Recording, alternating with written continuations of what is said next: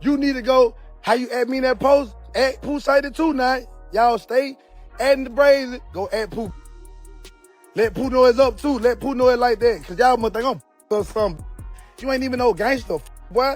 You tripping, you lame as Pooh Shiesty and HoneyComb Brazy beef just turned serious, and it's not looking like rap drama anymore. HoneyComb Brazy is really outside on the block in Mobile, Alabama, calling things out loud and direct, no filter at all. When he says Pooh Shiesty's name, understand this clearly. This is not a diss track, not some social media back and forth, and definitely not industry politics playing out for clout. This is a man who already lost his grandparents to real street conflict, now standing outside again talking like he's ready for whatever comes with it. Right now, the energy between these two feels tense, almost too quiet, and that silence hits louder than anything being said. By the time this gets fully broken down, it'll be clear how deep this situation runs, because this didn't start with music or tweets. It goes way further back than that. This situation traces back years, tied into real connections between Memphis, Tennessee, and Mobile, Alabama, links most people never even hear about. This is deeper than entertainment, and once you see the full picture, everything starts to make more sense. To really understand why that live moment felt different, why HoneyComb's words hit heavier than most rappers, you need more than just surface-level info. You need the real story behind both of them. HoneyComb Brazy comes straight out of Mobile, Alabama, raised in one of the toughest areas along the Gulf Coast. He was putting his life online before that was even a strategy, before going live from the streets became a trend people copied. For him, this was never content. It was just life. Every song, every post, every live show's a reality most people only see in documentaries, and he's not acting or putting on a persona because he never had to learn how to fake it. But what really sets him apart is the price he's already paid for that lifestyle. And it's not about jail or charges. It's personal, deep, and something that sticks with a person forever.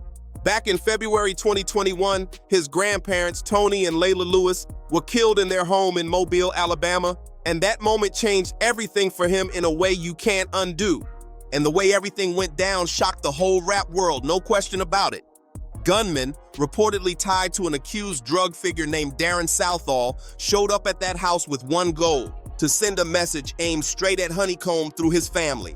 They opened fire and things escalated fast. Bullets hit multiple oxygen tanks inside the home, and those tanks exploded, turning the situation into a full disaster in seconds. The house caught fire almost instantly, and Tony and Layla Lewis didn't make it out alive, which made it even more heartbreaking. And what set all of this off?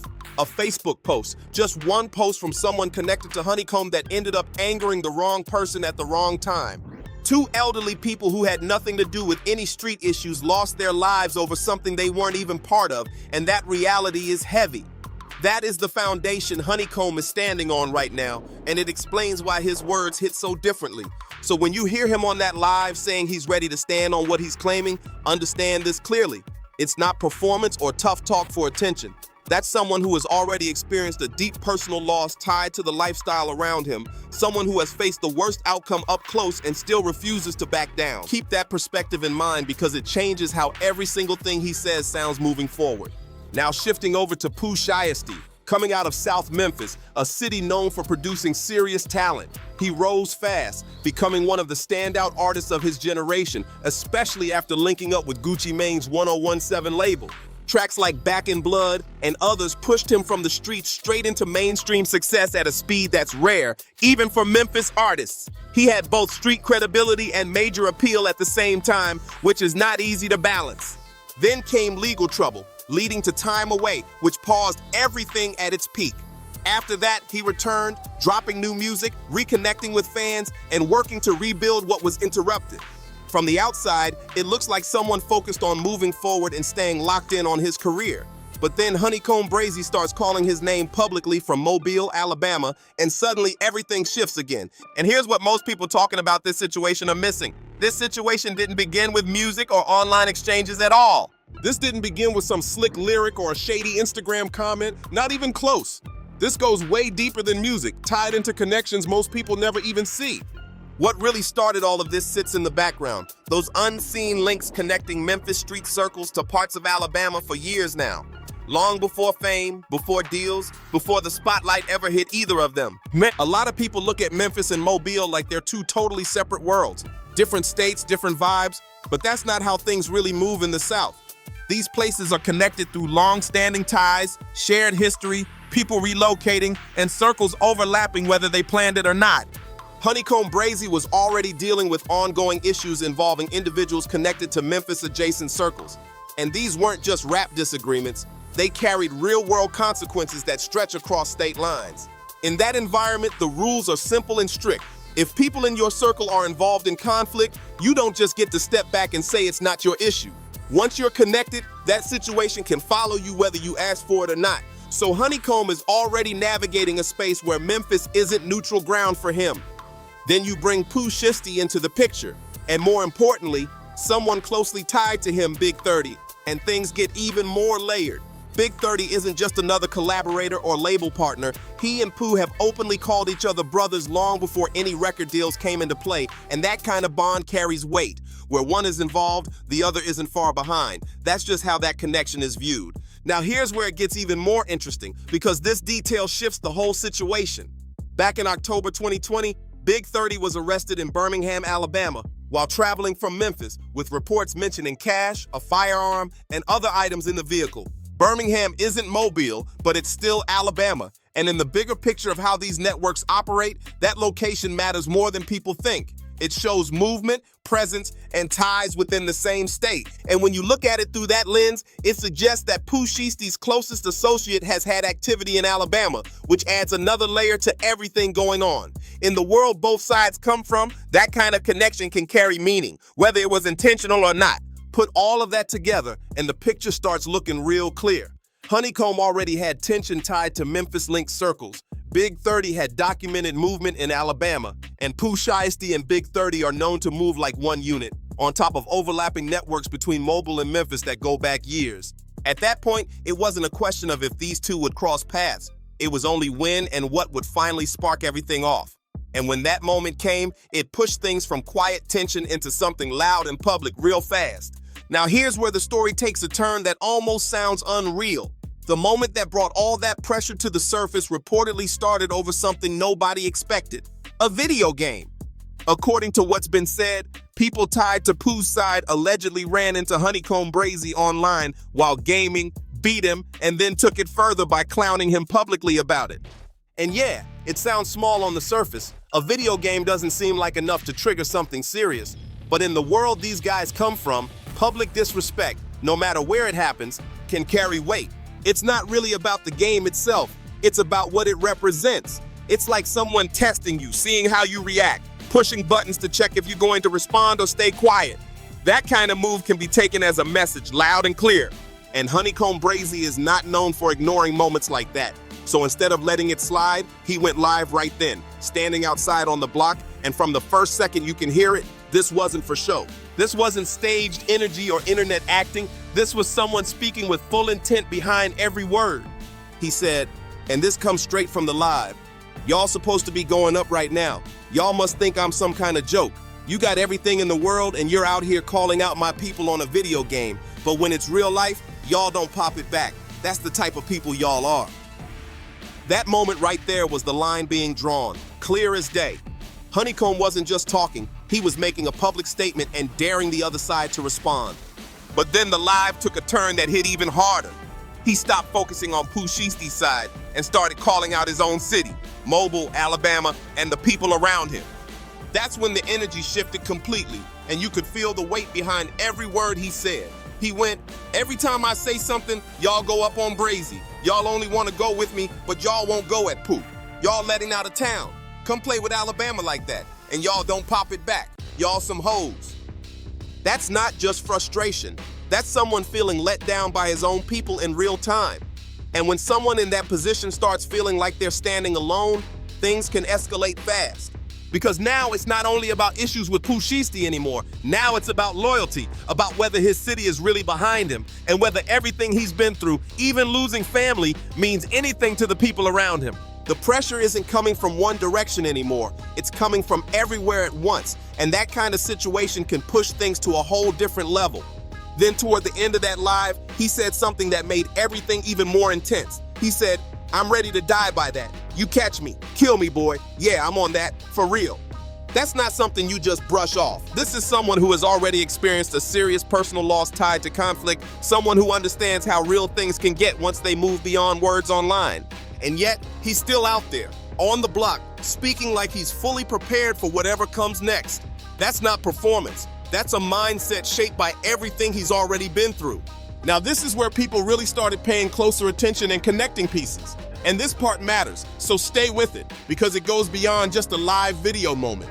During that same live, HoneyComb mentioned LDO, and if you're familiar with how things move in Mobile, that name carries weight and is definitely not random. These are affiliations, organizations with real geography, real history, real membership that predates any rap career.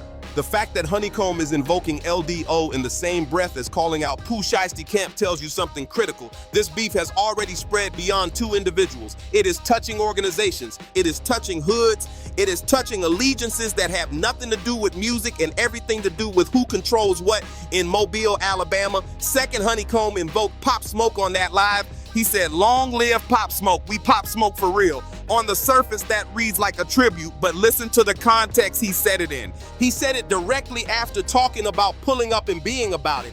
That is not a tribute. That is code. That is HoneyComb telling you that he and his people move like Pop Smoke moved regardless of the cost. And everybody in this culture knows exactly what happened to Pop Smoke. That invocation is not a memorial. It is a warning third. And this is the part that should have had everybody paying closer attention. HoneyComb was completely explicit on that live that this has nothing to do with rap. He said, "I ain't riding with y'all, that Alabama stuff got nothing to do with Brazy. I'm in my own lane. This ain't rap smoke, this ain't about music." When a man who has a platform, a fan base, a career, everything to gain from keeping things in the music space, when that man explicitly says, "This is not about music," you have to take that at face value, because it means whatever resolution exists for this situation will not come from a diss track or a label phone call. It has to happen through the channels the streets use to resolve things, and those channels are a lot less forgiving than the internet. And then there is Pooh Shiesty's silence. Some people read that as unbothered, like he's above engaging, like he's too locked in on his comeback to get dragged into drama. But here's the other side of it, and this is what people who really understand the streets are paying attention to. Memphis has a reputation, and it's not built on people ignoring serious situations. Pooh Shiesty didn't rise the way he did, go through what he went through, and come back from a federal sentence just to move careless when things get real. So that silence everyone is seeing, it might not be peace at all. It could be something being handled quietly, something not meant for the internet to see. Now look at where things stand right now. HoneyComb Brazy hasn't backed down one bit, hasn't taken back anything he said, and hasn't made any public move to calm things down. He stood outside, said what he said, and left it there for everyone to see. And let's be real, if someone wanted a way out, they would have taken it by now. He's not looking for that at all. On the other side, Pooh Shiesty looks like he's staying focused on his career, dropping music, reconnecting with fans, and building his momentum back up after time away. From the outside, that looks like a calculated move, like someone choosing long-term success over conflict. But here's where the tension really builds. HoneyComb doesn't see that silence as maturity or strategy. He sees it as avoidance. And in the environment both of them come from, avoidance doesn't calm things down. It actually builds more pressure over time. Every day that goes by without any kind of resolution just adds more weight to the situation until something finally gives. After that live, social media reactions said a lot without saying everything. Mobile looks split, some people backing Brazy fully, others saying he's moving the wrong way, and some staying quiet, just watching how it all plays out. Meanwhile, people connected to Memphis in the 1017 circle seemed alert but distant, almost like spectators watching it unfold from the sidelines. But underneath all the online talk, there's something more serious happening. Real individuals in real places are forming opinions, picking sides, and deciding how they're going to move in response to all this. And one of the most important things said during that live almost slipped by unnoticed. HoneyComb said, "All Broad trying to do is get the city back together." That right there changes the perspective, because from his point of view, he wasn't trying to create chaos. He felt like he was being disrespected while trying to build something, and that frustration is what pushed everything into the spotlight. He reached out trying to bring things together, and instead of respect, it looked like he got laughed at. And now look where everything landed. What was meant to build unity turned straight into confrontation. This is someone who already lost his grandparents over something tied to social media, and now he's right back in the middle of another public situation playing out online. That kind of irony doesn't go unnoticed if you're really paying attention. Now zoom out for a second, because this situation is bigger than just these two names. It's part of a larger pattern that keeps repeating in the culture. HoneyComb Brazy's grandparents lost their lives because of a Facebook post. Not music, not a direct altercation, just something online that reached the wrong person and escalated into real-world tragedy. Two people who had nothing to do with any conflict were caught in it, and that's what makes it hit even harder. And here's what stands out. HoneyComb understands better than most what can happen when things move from the internet into real life. He's already seen how serious it can get. But even with that experience, here we are again watching things unfold publicly. Another situation, starting online, building attention, pulling people in, all over something that reportedly began from a video game interaction. That says a lot about the environment right now. The culture pushes people to respond, to prove themselves, to not let anything slide once it becomes public. Platforms reward attention, no matter if it comes from positive moments or conflict. And once something is out there, backing down isn't seen as peace, it's seen as weakness. And in these environments, that perception can carry consequences, which makes everything even more complicated. That's the position both sides are in right now. HoneyComb spoke out because he felt publicly disrespected, and now Pooh Shiesty is left figuring out how to respond, or if he even should, without it being taken the wrong way. There's no easy path here, no simple move that fixes everything cleanly. That's exactly why the situation feels so unpredictable. And one thing is clear, HoneyComb Brazy is not known for putting on an act. His story comes with real experiences and losses that can't be staged or exaggerated. At the same time, Pooh Shiesty comes from Memphis, a place known for resilience and pressure, where people don't fold easily when situations get tense. That's what makes this situation feel so intense. Both sides come with history, reputation, and real weight behind their names. So however this situation plays out, just understand this. What's at stake here goes way beyond music, views, or social media attention. This is deeper than numbers, and both sides know that. And right now, neither one looks ready to back down or be the first to fold under pressure. That's what makes everything feel so tense. So where does it go from here? Best case scenario, someone with real respect and credibility steps in. Not for the internet, not for attention, but behind the scenes where it actually matters. A real conversation happens, no cameras, no posts, and both sides find a way to leave this alone before it turns into something nobody can fix later. Because it does happen. When the right people get involved, situations can cool down and get handled the right way. But the worst case situation, it doesn't even need to be explained. You already understand what that looks like. If you've been following everything laid out here, the family loss, the way it all started from a social media post, the deeper connections between cities, all the layers involved, then you already know this isn't just talk. Situations like this can turn real in ways nobody can take back. One thing is clear though, HoneyComb Brazy is not putting on a show for attention. This is someone standing on what he believes, shaped by real experiences and serious loss, and still choosing to speak openly about it. And on the other side, Pooh Shiesty didn't get where he is by moving careless. Whatever his silence means right now, it's not something to ignore. Because silence in this situation doesn't automatically mean peace. It could mean patience, it could mean strategy, or something else entirely. This situation is still active, still unfolding, and whatever happens next is going to say a lot about where this ends up. So stay locked in, stay aware, and hope this finds a resolution before it turns into something worse. If this breakdown helped you really understand what's going on, hit that like button. Subscribe if you're new, because content like this drops regularly and keeps it real every time. And drop your thoughts in the comments. Do you think this situation gets resolved, or does it escalate? And what do you think that silence really means? Make sure you share this with someone who needs the full picture, and stay tuned for what comes next.